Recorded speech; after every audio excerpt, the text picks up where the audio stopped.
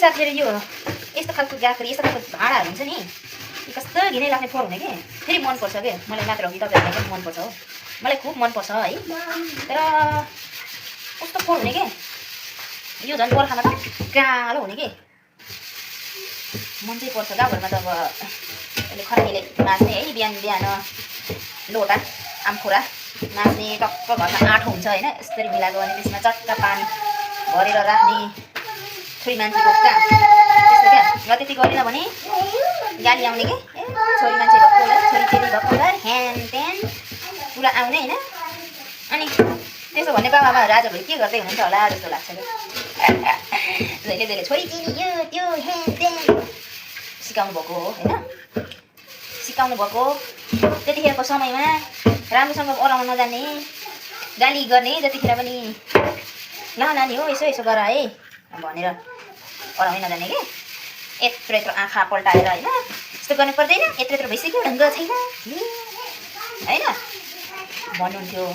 के गर्नु त्यतिखेरको समय नै त्यस्तै थियो के त्यस्तै संस्कारमा हुर्किनु भयो उहाँहरू त्यसरी ओराउनु भयो तर पनि हामीले नर्मल सोचेर चुप लागेर उहाँहरूले कराउनु भए पनि हामी सानो सो बनाएर काम गर्थ्यौँ हैन अहिलेको बच्चा चाहिँ कोही सक्नु छैन हाम्रोभन्दा ठुलो हुन्छ है साथीहरू त्यस्तो दिनहरू पार गर्दै आएको हामी त्यही भएर दुःख सुख भन्ने कुरा हामीलाई त्यो खासै ठुलो लाग्दैन के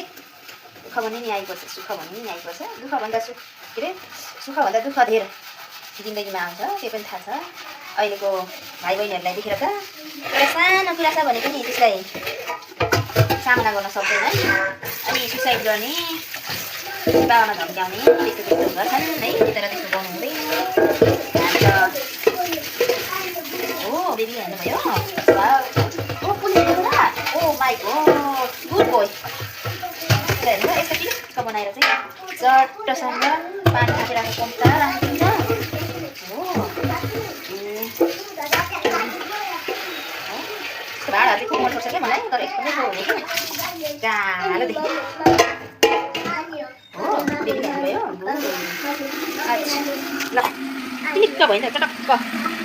टिलिक्क भयो साथीहरू कसलाई यस्तो भाँडा मनपर्छ कमेन्ट गर्नु होला